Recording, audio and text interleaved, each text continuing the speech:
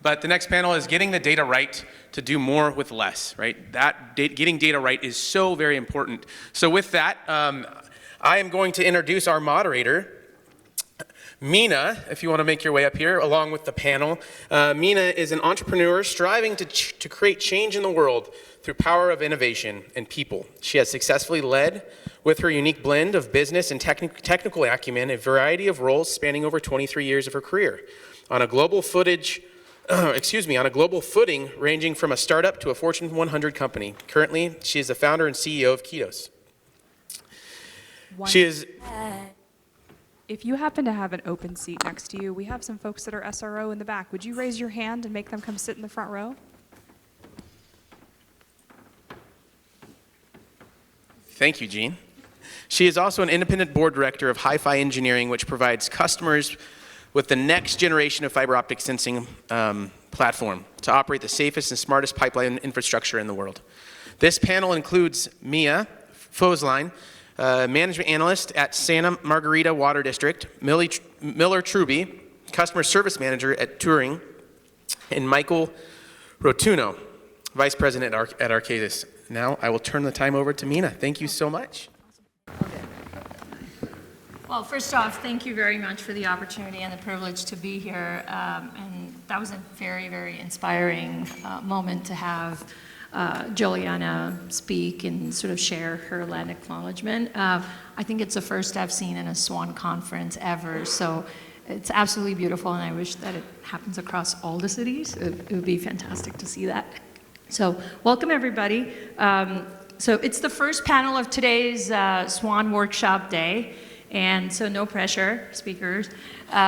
We're thrilled to keep everybody entertained, get your coffee breaks in, and really talk about some exciting stuff on data. So everybody's heard the famous saying, information is oil in the 21st century, analytics is your combustion engine. And I'm sure each and every one of you here drives your core business with the understanding that data is precious, but it's also going to outlast all of your systems. And it doesn't matter how advanced your tools are, if your data is of poor quality, it's going to deliver unreliable results and probably culminate in some flawed decision making. So I think the key thing for a lot of the, as Holly mentioned before, the smart people doing smart things, is really about how do we get data right to do more with less? And we have a very unique panel here, and I'm excited to really share a bit about them and with their very diverse background and expertise here. So with Michael, over a decade in Arcadis, but even across the aisle working at City of Cleveland, brings a very diverse and a perspective to how he looks at this. And by the way, just for context, each of these speakers are going to really talk a lot about a very specific project and a few projects around the data implementation. It's intentionally kept to not become a vendor session where we're really discussing about just our technology. So you're not going to hear product sales pitches across. So just a disclaimer up front, giving you a heads up. You can always look at decks, you can always look at websites later. And along those lines, thrilled to have Mia on the panel. She really has been in the trenches of the Santa Margarita Water District, and so I'm excited to have her from a user lens standpoint of how she's absorbing, as Holly also mentioned, a lot of shiny things that are coming at her. And last but not the least, really looking at how Miller sees this from an entire customer experience journey perspective at Turing, and looking at execution of all aspects of different implementation and different tiers, like what all could go wrong and all the pitfalls around that, and what could we all learn so we can be a lot more proactive about it. So with that, I know we're in a very short clock, so Michael, over to you. Yeah. Oh, you want on the podium? Go for it.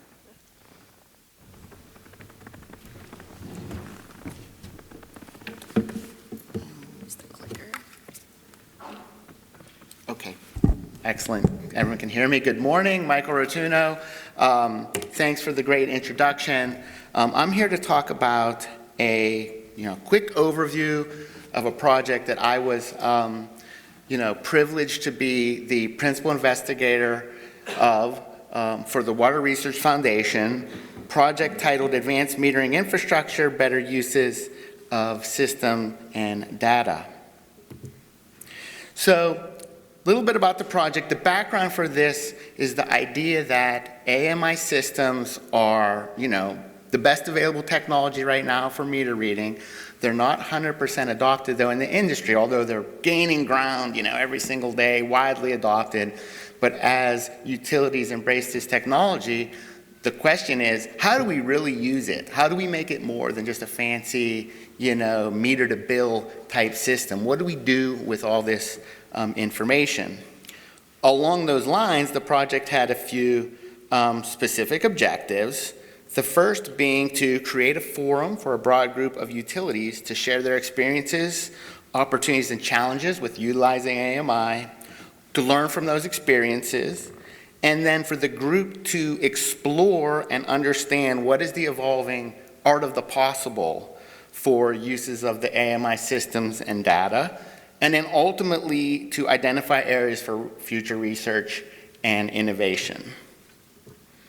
We worked with a great group of utilities that really, utilities and technology providers.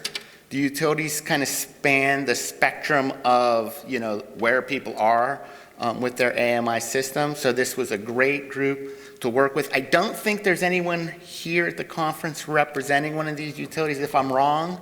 Oh, I'm sorry, we have a few. Oh, IO sites here, a few others. So I just want to recognize them. I mean, they're the ones really that, did the project. I just had the, opportunity to kind of facilitate the process.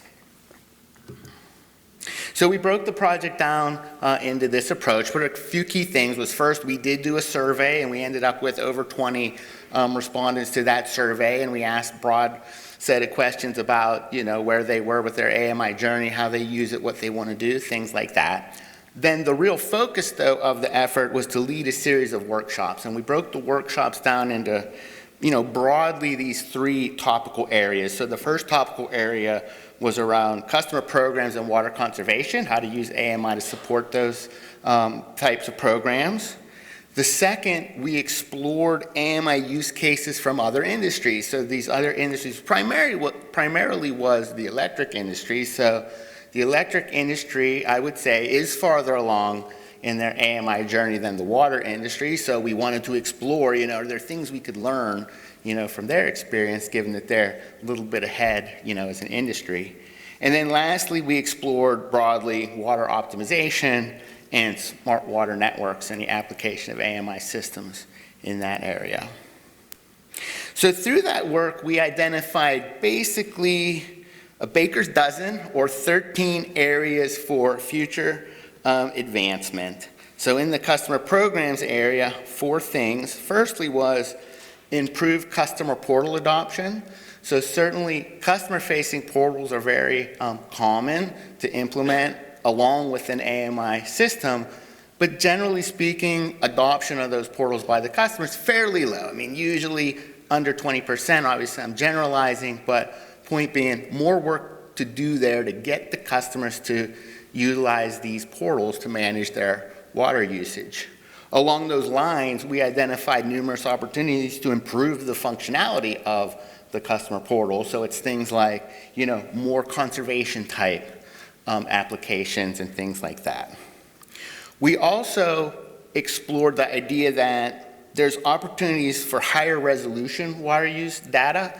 So typically in the AMI space, I would say hourly interval reads is the standard. I know there's systems that can get 15-minute intervals, right? But we thought there are certain specific use cases where even lower intervals would be useful. Minute intervals, let's say, as an example. Not for everything, but for certain use cases. So we thought that was an area that might expand in the future. And then better data integration. So the idea that we have AMI data, it's tied to meter locations, but there's hosts of other data sets, right? That information could be paired up with to really make it more useful. Things like geographic information, right? Information about your water distribution system, et cetera, et cetera. Lots of opportunities to integrate at the data level, put different things together to make, sense of what's going on.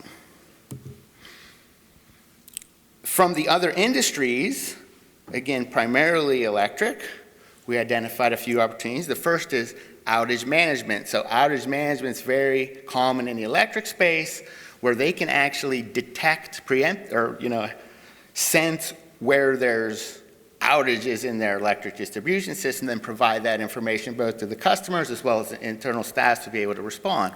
So there is an opportunity to do that in the water space. People are trying to do it, very nascent though. So we view this as an area for expansion and more things that can be done there. Secondly, we explored time of use billing. So again, time of use billing, the idea that I pay a different rate based on the time of day. And again, this kind of comes from the electric industry. It is certainly possible in the water space with AMI data. I'm actually not aware of a water utility doing this. There might be someone out there, but it's certainly not common. But in the future, the question is there opportunities to do more of this type of time of use billing? So to tie, the rates you pay for water to when you're using it, either throughout the day, throughout the year, et cetera. Is there an ability to connect to the electric, like the water electric nexus, right? And to kind of drive water rates paired with electric rates, et cetera. So this we thought might be a future application. We talked a bit about meter technology transition. So electric industry went through this. They went from mechanical meters to electronic meters. Water industry is kind of in the midst of the same type of transition from mechanical water meters to static water meters. We also explored pressure optimization. So the corollary in electric is voltage optimization. So in electric, they do a lot of sensing about voltage conditions in the electric distribution system. The corollary here is sensing to understand pressure across the entirety of your water distribution system. The AMI systems give you one way to accomplish that. And then lastly, remote disconnect applications. Remote disconnect meters are very common in the electric space. They're gaining ground, but still fairly nascent, but gaining ground within the water sector. So again, another opportunity for future advancement. Okay, and then lastly, the areas for the smart water networks. Firstly, non-revenue water management. People are starting to do this, use their AMI data to understand in a more timely manner where within their system they might be experiencing non-revenue water or water loss. More broadly, water distribution system management, pushing AMI information out to the operators, combining it with SCADA information, giving it to the people that are making decisions day to day, hour by hour, minute by minute about how to run the system. Similarly, wastewater management applications.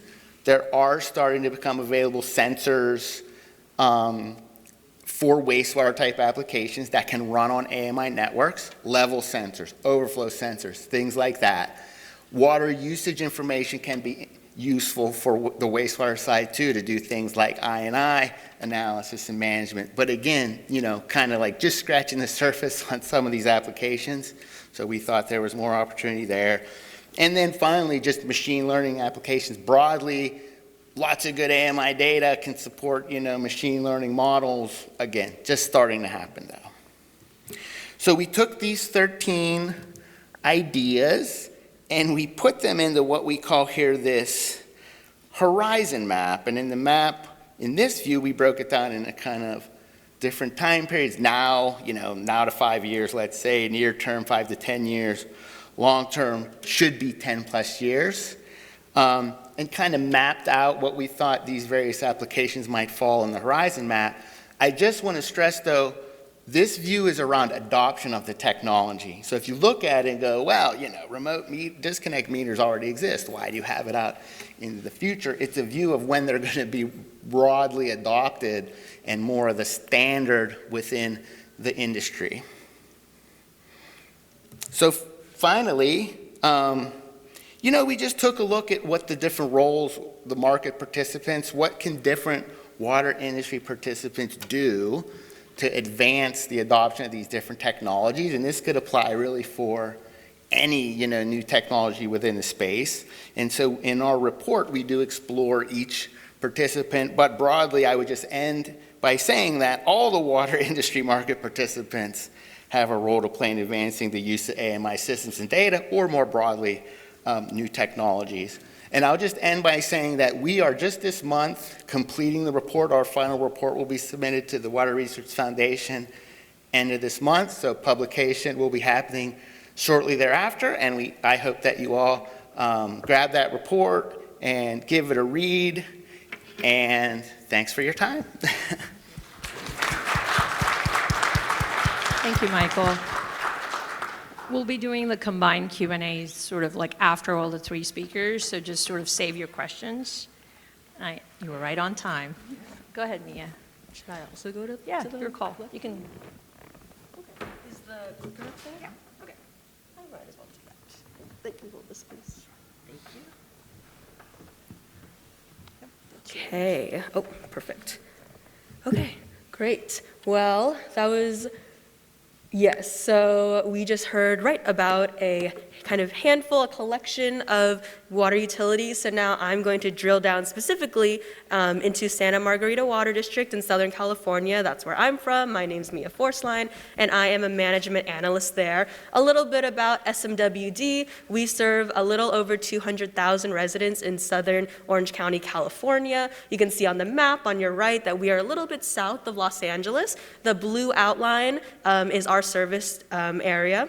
And we have a little over 70,000 connections. Most of it is drinking water. We have a little bit of recycled water, and the water drop infographic on your right shows you that most of our water is imported from the Colorado River. And what is going to be really important for you to know about us is that we are primarily a Microsoft using organization. So we are on the government license of Microsoft. And this is going to be important because we are going to talk a lot about SMWD's Microsoft SQL Server-based data warehouse. Is it just this? Sorry? Yeah. Okay. Perfect, thank you. So the theme today, of course, is smart water management. And so what we are primarily using it for is for our environmental regulatory compliance. So a challenge that we, among other utilities, are facing are increasingly strict regulatory legislation being passed. So for example, in California, we recently passed something called the Making Conservation a California Way of Life framework.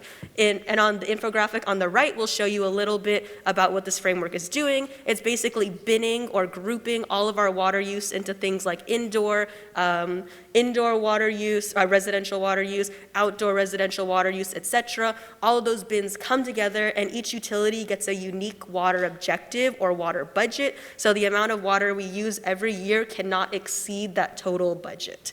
And so this, sounds like a great idea on paper, but of course the challenge is going to be for us that we are being forced to reduce our water use every year when, of course, our urban population is continuing to grow. And so that is a challenge that we're facing at SMWD. We're really proud to say that in the past 10 years, we have actually grown our population by 13,000 people, but we've been able to reduce our water use per capita by almost 40%. And so, as one of the leaders in water resiliency in Southern California, a solution we have turned to, of course, is smart water management. And so for us, we have particularly spent the last about 10 years investing into our infrastructure, particularly our Microsoft SQL Server, which is what is hosting our data warehouse. And so this goes all the way back to 2014, when we had a big drought in California. We were forced to do a lot of targeted outreach to our customers. And to do that, we had to, of course, grab a lot of data from our billing system. So we wanted things like billing information, water consumption per customer, customer information. How are we going to email them? Are we going to call them? What are we going to do? And at the time, we had not had all of our infrastructure set up. So we actually had to ask a third party to go into our billing system and grab all that stuff for us, which of course was very costly, very time consuming. It wasn't the best way to go about it. So after that, we were like, we want to be able to grab our own data. We want to have power and autonomy over what's in our own billing system, which is why we are now using our data warehouse to and tools such as Microsoft Power BI to be able to do that. And to today, we don't need a third party to do that. We are doing it ourselves. Whenever we want, whatever data we need, we're able to grab it like within minutes, which is really exciting for us. And so that was, one of the solutions we had. So now that we have much better autonomy and access to our data, what are we doing with it? What we have decided to do is create what we are calling a data warehouse workflow, which for us, we want it to be democratic and adaptable. So this diagram, I'm going to walk us through it. So starting on the left, you have the state reports. And so the first things first is the state every year or every month, depending on what report it is, they are asking us for certain information. Next slide, please.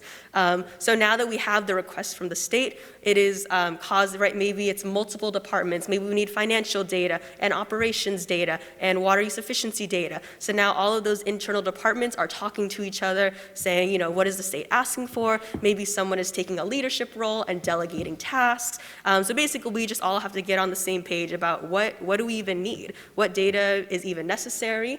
And once we know that, we can go into our data hub. In this case, it is our data warehouse. Now that we know what we need, we can go to this centralized place where everything is being stored. And again, that is things such as billing information, water consumption per month, customer information. And right, so now we know what we need, we know where it is, and now we are using, for us, we're using Microsoft Power BI, and that is the tool we are using to actually extract the data. And so once we have grabbed, can you stay on that slide? So once we have grabbed what we need, we are able to create these dynamic dashboards. And so this is where we are actually visualizing the data, right? We've taken it from its table form, now we're visualizing it so it's really useful and easy to look at. We're manipulating it, maybe we're doing certain calculations that the state needs us to do. And really importantly, this is also where we're storing a lot of our metadata. So, you know, how did we decide, you know, which data to grab, why did we do it? Because as I mentioned, these reports are either annually, monthly, et cetera. So next year, when we have to do this all over again, it would be great to know what we had done the prior year. That's going to be super helpful. And so now that we have our dashboards, these are what are actually going to help us fill out the initial state report that was asked of us, which is often in like an Excel format or whatever. So that is kind of the workflow that we have developed. And next slide. And so some key takeaways I would love for everyone to walk out of this room with is that, one, to understand that these stricter urban water conservation laws are forcing, for my example, it's going to be California urban water retailers, but it's probably applicable to other places as well, to actually modernize their enterprise systems in order to keep up, to access their data. And this is important because these laws are not only asking us to be more water efficient, which of course is our actual jobs. We want people to use water more efficiently, but they're actually forcing us to fill out a lot more reporting requirements. And so that is going to be extremely difficult if you don't have access to your data in a way that's easy to grab, you know, that you don't have to wait months for a third-party vendor to get back to you and, you know, help you out with it. So that's one thing. As I mentioned, SMWD has been really fortunate. We've spent over a decade investing in our own infrastructure to be able to do this, but as you can imagine, lots of other, maybe smaller agencies who haven't gotten a chance to even start this progress, it's going to be quite the lift for them. Two, the data warehouse workflow that we just talked about, it is ideally something that is accessible, adaptable, and automated. So as we talked about, right, this workflow should have, right, democratic stakeholder communication, so everyone should be talking to each other. It shouldn't just be one random person in your organization knows how to grab everything, and if they happen to retire or leave, suddenly no one knows how to do it. Everyone should be talking and communicating. Two, you want to create these, as I mentioned, these dynamic dashboards. So how are you visualizing the data? You don't want to grab it just to fill out a state report. You want to create something that's useful for your organization. You want to create something, that has meaning to it beyond just filling out an Excel template once a year. And last Lastly, you want to, oh, yes, and you also want to, I think something that often gets overlooked is having thorough metadata. As I mentioned before, often, people are moving organizations, people are retiring, like a lot of information is stored up in our brains, but it would be great if we could get it on paper or, in a dashboard somewhere, even just a little, here's how I did it, here's why we did it. I've been with SMWD for a couple years now, and I look at stuff that last year me did, and I'm like, why did we do that? I'm like, that doesn't make any sense. And then I'll read what we did, and I'm like, oh, okay, like, yes, now it's coming back to me, in this kind of annual workflow. And lastly, I want to talk about how our smart water data management has allowed SMWD to, as we're all talking about today, right, do more with less. So our data team at SMWD is not very large. It's really only a couple people. But because we are fortunate to have invested a lot in our automation, in our infrastructure, our small team is able to do quite a big lift, which is really cool to say, and really fortunate for us. And in addition to that, what's been really cool is that because we have, like immediate access to our data, we know what's going on, we have a generally pretty good grasp of what our customers are doing, it means that when new regulations come up, for example, I mentioned making conservation a California way of life. When that was a draft regulation, when it was open for public comment, we were able to grab our data, crunch some of the numbers, and come back to the state and tell them, hey, actually, some of the numbers that you all are proposing are not actually feasible. We've looked at our data, and what you're asking us to do makes sense on paper. It may not be as realistic. And so it's enabled us to be, a really active participant in really important conversations like that. But yeah, thank you so much for your time.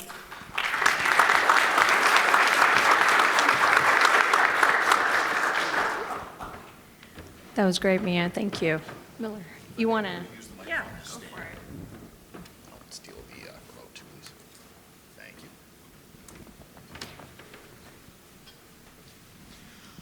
All right, hi, I'm Miller Truby. I'm the Customer Success Manager for Turing. Coming in here today with a slightly different take on this as a technology provider working in this space. Up here, invited by SWAN to talk about some of the lessons that we've learned trying to deploy some of these digital solutions out into the municipal utility space over the last 5 years. So I'm going to talk a little bit about what we generally ask for and what we look for when we talk about getting someone's data ready for something like ML optimization. So this is kind of a quick list of the goals that we have when we start this conversation with a utility. A lot of this will probably be familiar. Those in the room, I expect, are at the cutting edge of doing this. So maybe I'm preaching to the choir a little bit here, but there are 52,000, I believe, utilities in the United States, and a lot of them don't have the resources that some of the folks in this room might have. So we go in and we try to initially have a conversation about what are the end goals? What are we actually trying to do? What are you looking for this piece of technology to do? We really have to have agreement on that before we can proceed further with the conversation. We want to explain how that data is collected, where it's stored, what state it is in, exactly where that raw data lives. Then we're going to ask, just like your math teacher in elementary school, we want you to show your work. What have you been doing with that data? How do you use it? How do you analyze it? What processes do you put it through? What transformations do you put it through? What are you doing with it now? What is your status quo? And we want to see that work. It's not just what are the outcomes, but how do you get those outcomes? What do those equations look like if you've built your own algorithms? What do those algorithms look like? What are they doing? And then we get to the point where we actually ask you to share that data with us. And I'm going to talk a little bit more about that later on. But we want as much as you can possibly give us and with as much context as you can possibly give us about what that data is, where it comes from, all that stuff. And then once we've seen that data, we're usually going to come back and ask you to explain the work that has been done to try and solve whatever problem you're looking at, whether that be PLC logic or other optimization algorithms that you've used or manual work that you've been doing, operator SOPs. All of those things are data as far as I'm concerned, even though they're not telemetry necessarily. And then lastly, we're going to work with all the project stakeholders to address any missing data, any blind spots, anything that we see that is going to prevent us from moving forward and creating something that's actually useful for that utility. And sometimes this is a circular process. Sometimes we get to the end and we have to go back to step 3 or step 4 and kind of do it again as we get answers that maybe we didn't expect. As we do this, and as the industry does this, we get better at this process. Right now, a lot of companies out there, including Turing, we're still learning some of the catches that we find out in the industry that prevent us from doing something correctly. We don't always get it right on the first try, nobody does. This is why cutting edge stuff is fun, this is why we rely on early adopters, and this is why we thank everybody who's in the room, because likely, again, if you're here, you probably are an early adopter. I spent a lot of time putting a lot of pretty trends in the few slides that I have here, but I think by accident this morning I lucked into maybe the best example that I could get of bad data in, bad data out. And that is, when I registered myself for the conference a few weeks ago, I evidently misspelled my own last name. Now, Maddie and Shayna, the SWAN folks, are, of course, they trust everyone to be able to spell their own name, so they printed the badges exactly as I wrote my own name. And the result of that is I will spend the next 2 days as Miller Tubby. A very unfortunate typo that I made there, but I have no one but myself to blame. The cleanest example I could give you of bad information in, bad results out. In this case, bad for me. Some more maybe water examples though. So the graph on the left and at the top right here, those are two from the same system. This is a seawater desalination system in Spain that was looking for us to do some work on optimizing their energy usage. And at the left here, you can see the area that I've circled. One of their energy measurement devices on one of their high pressure pumps had an intermittent issue where it just didn't transmit data. And it took us a while to figure out why. It took them a while to do some troubleshooting on that. But the result was, as we did their performance testing, which is the graph on the top right there, the different color codings are just different tests and different setups that we did. You can see that data sort of matches the pattern here where there's some data and then some very patchy data. Well, the result was they actually had just an interference issue. They had a bad cable going from their motor control room to their communications device that didn't transmit data all the time, and we ended up working with that. We got a positive outcome on this project, but our confidence level in the results was lower because their data was missing in certain spots, and we couldn't use a lot of that data that they thought they were collecting. So it's just a quick example of intermittent data, and in this case, we were able to work with it. At the bottom right there, this is a different seawater desalination system that we worked with in the Middle East. This is their feed valve position on one of their RO trains, and as you can see, there's quite a lot of data that looks fairly real like you would expect it to, and then there's that section of flatline data. Well, this turned out to be a Band-Aid fix that one of their PLC logic folks had put in years and years ago that the operators had simply been living with, where when they made a change or when the system made a change, they would get this sort of porpoising effect that would get worse over time. And they fixed that by putting in a manual step that put the system into a mode where it just recorded false data. It picked an integer, a spot that it thought was representative of what was happening at that time, and then just kept recording that data point forever until they told it to stop. So that flat line represents about 3 weeks of operation where that feed valve was telling us and telling them that it was in the exact same position the whole time, even though it wasn't. And of course, they came to us and brought us this data, and all of their data looks like this, and asked us, can you do machine learning to optimize our energy usage? And we had to explain, after looking at it, that if the feedback loop isn't there, if the machine can't see what the system is doing and what the results of its recommendations are, it cannot possibly learn, and therefore we cannot ever calculate whether it's doing the right thing or the wrong thing. And it was quite a painful conversation to have. They ended up working to rectify this issue, and we are still working with them, but it was a long process to finally understand that their historical data was not going to be nearly as much use as they thought it was going to be. Another plant, this is going to now an advanced wastewater purification facility in California that we worked with as part of a trial. This is their raw data. At the top, you're looking at their permeate flow split into runs. Those are the color coding, different runs between CIPs. At the bottom, you're looking at their feed pressure of their pumps. And they were looking at us to optimize membrane CIP cleaning intervals. But what we discovered as we started looking at it, and it's really evident in that top trend of permeate flow, is that they had a bunch of different modes that they were putting this system into at different times that represented different operational states that they couldn't really explain why the system was going into those different modes. And what it turned out to be was the OEM who had built the system had been called back to do some optimization work during the warranty period and had put in a PLC logic program that was changing the way the system controlled itself. But they never really explained what they had done to the operators. And then, of course, they were offsite and gone by the time we got there. And as a result of that, when they came in and asked us to use this as historical data for a machine learning algorithm, we had to go back and say, well, can you explain when and why it's going to make these changes in operational mode? And they all kind of looked at each other and went, no, we can't. And so it makes it a lot harder for us to build an algorithm when we don't know exactly what that system is doing. This hidden logic caused some real problems for us. Again, we did get results out of this trial, but they were not as good as what we originally thought they were going to be because of this issue. This one is one that I like to call anecdotal drift. This is good data that doesn't match what the operators told us we should be paying attention to. So this is a system, another advanced wastewater purification system, this time in Singapore with PUB. This is a trial, again, looking at predicting CIP times for their membranes. And we were looking for a system that could predict when that sort of rise in normalized differential pressure, which is what you're looking at, was going to take place. But you can see these step changes back down as it rises and then it kind of goes back to baseline, and there's a couple other places where it rises and then it drops down all of a sudden. And after looking at this and coming up with the initial test algorithm that we had done, we kind of went back to them and said, can you explain what's happening here? And they said, oh yeah, those are permeate flushes when the system shuts down, followed by a mode change that's resulting in that differential pressure going back to baseline, or at least dropping. And we kind of went, but you had told us not to pay attention to the flush. In fact, you told us that the flushes were not going to be important at all in terms of when we built this algorithm to try and predict what was going to happen.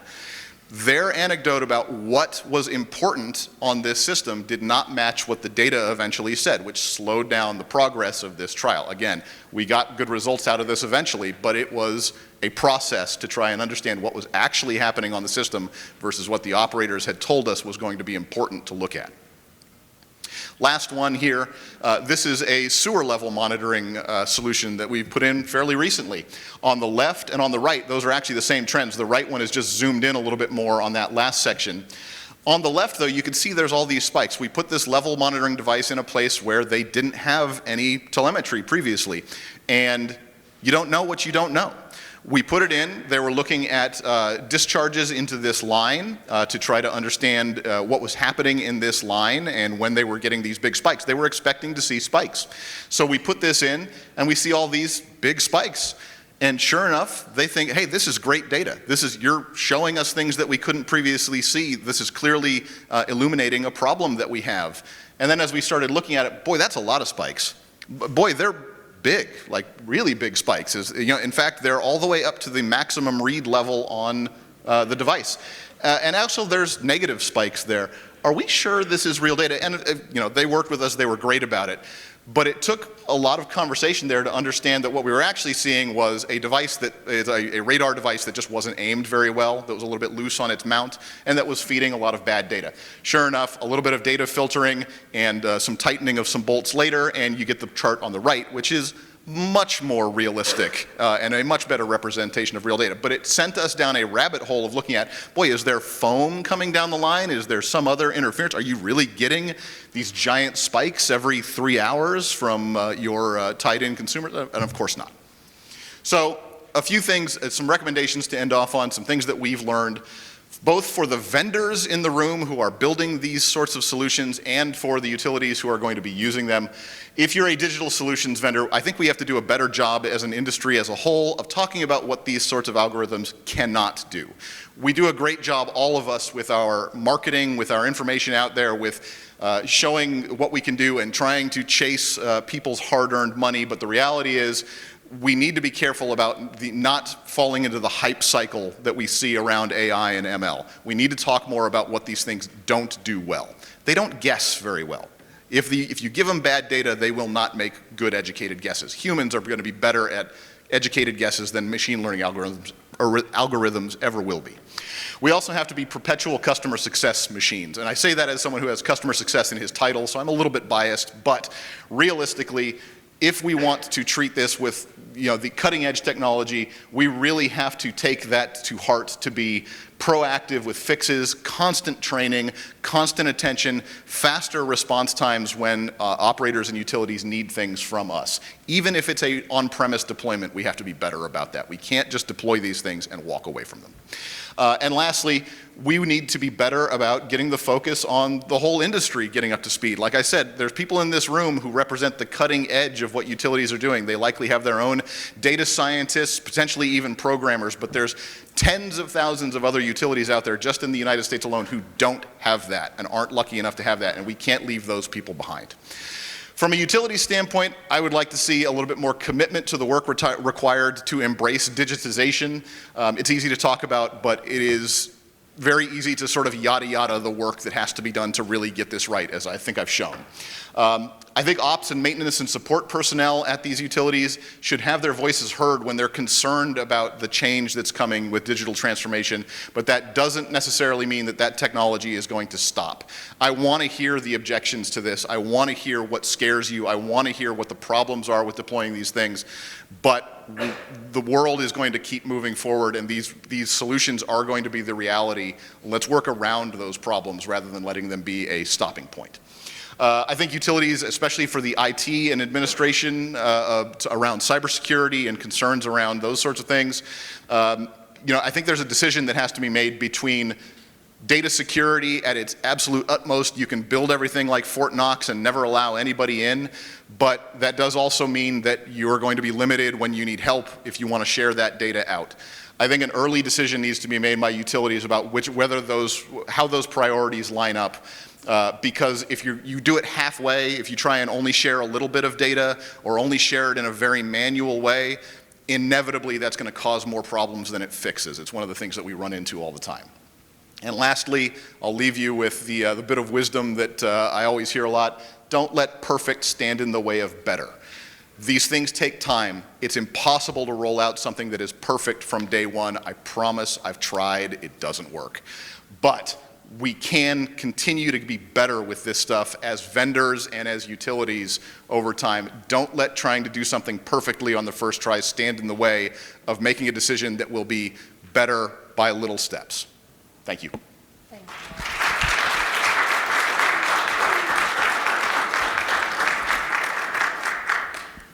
A round of applause for all of our three speakers, everyone. Thank you.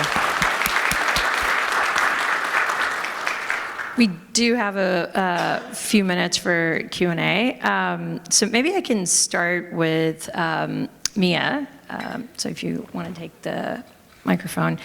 So one of the interesting things is that working or thing? I don't know. Is it working? You guys can hear? I'll try that one. We should probably keep that one away. Yeah.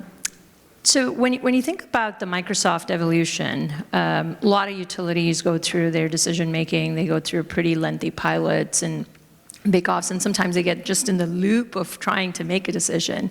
I understand you were in the later part of the years, but were there something just in conversations when you talk to your own colleagues and your teams? What is something that would have helped the organization extensively, knowing what you know today, based on how the evolution of your SQL Server for your warehousing and your BI has been, if you had known that, kind of the early days of the implementation? What can you think of in terms of the level of efficiency and other things that could have helped?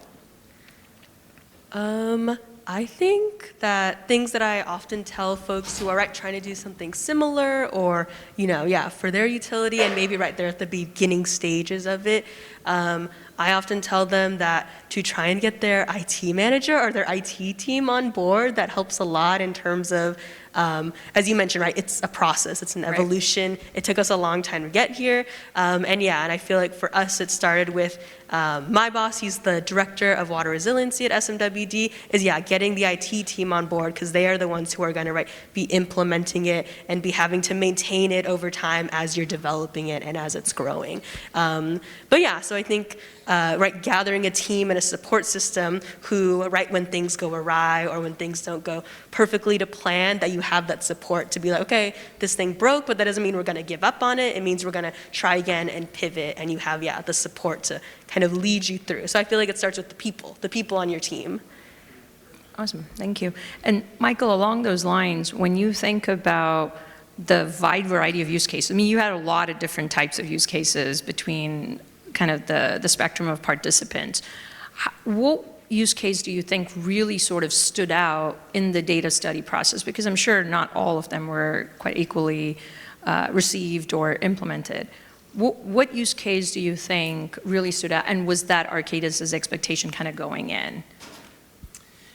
Yeah, I think some of those use cases are being actively worked on, and some are more pie in the sky, futuristic. So to me, some of the near-term ones that I know people are working on that have instant benefit, right? Non-revenue water management, outage management is a good one. All the customer portal applications, really high-value things, hard to do, which is why the industry is a little bit slow adopting them. But I fully expect those to be, advanced in the very near term and work to continue. And then some of them more pie in the sky. I don't know if time of use billing is really ever necessary in the water industry. We'll see. In terms of were there any surprises? No, because I didn't go in with really any preconceived notions. I really tried to be open about the process and working with the team that we assembled. So, no expectations. There were no surprises. Got it. And in your mix of participants, I was trying to recall that slide where you had, and I think IOSite does here, but with the group of participants, how was the mix of the size of the utilities? I mean, you had DC Water up there, but there was also, I think, really smaller and mid-sized utilities. How was the response and how was the participation? Because the needs and the requirements are so drastically different for a 100,000 people serving community and then DC Water. So how did you guys think through the requirements while sort of having all of them in a single project study? Yep, I mean, we intentionally tried to get a variety of, utility sizes as well as where they were in their AMI maturity. And what I would say, I think the group worked well together. I think the group really tried to take an industry-wide focus, so it became a little bit less about each utility and your specific needs, where the way we ran the workshops, we were almost asking people to role play and really take a broad kind of industry perspective as opposed to getting into, your specific needs. Obviously that came out, right? But we tried to not make that the focus of the workshops. Great, thank you. And Mia, just as a follow-up, thinking through, you took on the responsibility of sort of building and investing in your infrastructure. Was there a point where there was a decision-making or a trade-off on whether you were going to do on-prem versus cloud-based, and was there any decision-making around that the utility had to go through? Because I hear that time and time again. Majority of them, I think, have become comfortable with cloud-based, but once in a while I do get a corner case of someone coming to us and sort of still operating maybe from a little place of skepticism of we want everything on-prem. So just curious from your perspective, how did that occur? Or was it a pretty clean decision there? Yeah, a lot of it was in place when I came on, because I've only been here a couple years. This question, I don't know. It would be something I would want to talk to my team probably more about, unfortunately. But yeah, it was pretty much just in place when I came on, and they were basically just looking for someone to train how to use the kind of existing, infrastructure. And so maybe kind of feeding off that, Miller, you've looked at a wide space of utilities, looking at on-prem and cloud-based solutions, but really thinking through software platform as to why that even needs to exist. And what are your thoughts when you've thought about planning through execution of why customers on-prem could be a solution for them versus everybody should be migrating and thinking about cloud-prem? Yeah, I mean, cloud solves a lot of problems when it comes to easy communication and actually getting answers to the people who need them in a timely fashion. However, that's not everybody's priority. In certain situations, obviously, we understand that there may be things that are beyond even the IT department's control in those sorts of decision-making processes. And so we take it on as it's up to us to build a platform that is flexible enough to handle whatever the end user needs it to do. But we encourage people to consider and reconsider cloud deployments whenever we possibly can, because it makes everything easier, including when something breaks, I can actually get to it and look at it instead of having to get on a plane and go to somewhere with a USB stick with an update. That's a problem that is going to be a bigger problem than a lot of people imagine it might be. And the other part of it too is, like I said, a lot of these utilities, especially if they're in this room, they might have the wherewithal and the resources to solve a lot of these problems themselves, in which case maybe you don't need a cloud deployed piece of software because you can handle it yourself. But that doesn't represent a lot of the utilities' reality, especially in the United States, where you've got small utilities that are heavily understaffed. They don't have bespoke IT personnel. They don't have bespoke data scientists. And so when they need help with something, it's either I have to go to the site or I have to be able to dial in and see what's going on. And the same thing, it doesn't have to be me. It could be a third party that also wants to see their data. If it's cloud-based, it's easier. But we'll be flexible. And I think the industry as a whole has to be flexible because we understand there are some situations that it just has to be on-prem. No, the reason I was asking is because I've intentionally been addressed like, well, why aren't you guys doing on-prem? And there are specific clients, and pardon my sparky throat suddenly just, spiking out of nowhere. But, following along those lines, and this might be applicable for all three of you, as more and more data comes into play, you've got historical data. I think all of you touched upon historical data. And then you have a wide variety of sensors being deployed that's net new data generated for a much sort of higher visibility of learning and frequency of testing. All of this data, you're looking at it from a cohesive lens so that you can make much more holistic decisions as part of your planning. Now, how intensely are you using APIs, right? Because it's important, just as you mentioned, flexibility is a key across all aspects. It doesn't have to be, I have to build my own platform, or there are a wide variety of tools that I can integrate. So the interoperability aspect of every vendor, as well as the flexibility, is so critical, because that is the only way we're going to have sort of like a best of breed integration. And Dave, Dr. Dave White, when he was up here, he also mentioned that integration and having a full stack of those solutions is going to be the way forward. So how critically active are you in discussing APIs and using APIs with your clients, whether push or pull, doesn't matter? It's absolutely a core aspect for us of the architecture of the platform, because we know that if we insist that you only use the parts of our platform that we've built, we'll never deploy anything, because everybody that we go to already has one or two pieces of the puzzle in place, whether it be a CMMS software or a SCADA system or a procurement software. We can do all those things in-house, but if you've already got one, we're not going to convince you to drop that and then replace it with ours at the same time that you're putting in other parts of our platform. So it has to be modular. It has to be able to take APIs from existing things that you already have. Otherwise, we'll never deploy one of these things. So I mean, it's absolutely critical for us, and we've tried to take it on, with as much exuberance as we can. That we'll either write it or we'll work with the other provider to use one of theirs if it's an existing API. Either way is okay with us. Yeah. And Mia, what are your thoughts on that, especially as you're using BI and all the fun layers of Power BI? I don't know if I interact too much with APIs. Okay. We're pretty in-house. I feel like our GIS team is using them a lot more than I am. But a lot of our stuff I'm working a lot of just like in-house data. It's not super relevant to, I think, my day-to-day work. Which is also great to know as a utility. So, Michael, your thoughts? I think because we have such a robust infrastructure, and we have been working really hard, and we're mostly manual meters, so we're not AMI at all. But we do a lot of things in-house. So interesting.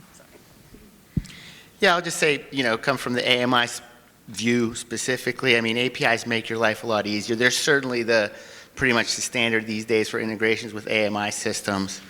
They make your life easy because they productize the integration a little bit.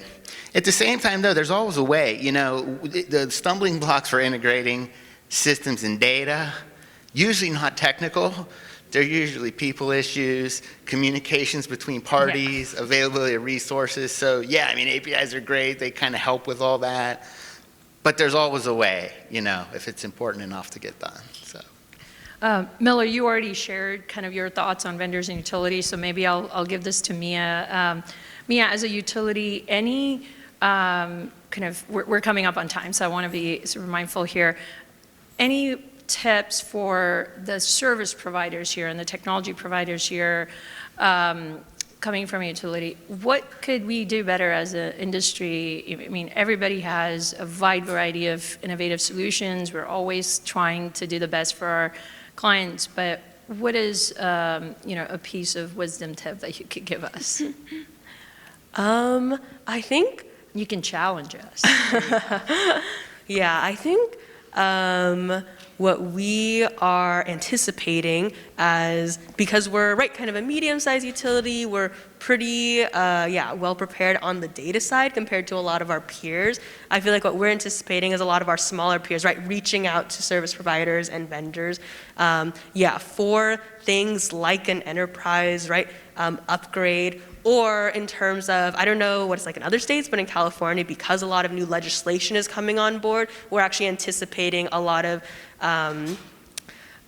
public utilities, reaching out to vendors for things like that. Oh, hey, I need help, filling out this report. I need help, meeting these new legislative requirements that are, when you read the legislation, they're quite intense, and they need quite, the data team that a lot of folks don't have to fill it out. So, I would recommend service providers, kind of looking into things like that, what legislation might be pushing utilities seeking certain kinds of help, whether it's reporting, upgrading their software, things like that. That's what we're anticipating, and we are looking to a lot of our peer utilities and encouraging them, being like, hey, if you guys, you all should kind of get a move on, prepare yourselves, prepare to either do it in-house or prepare to reach out to someone for help.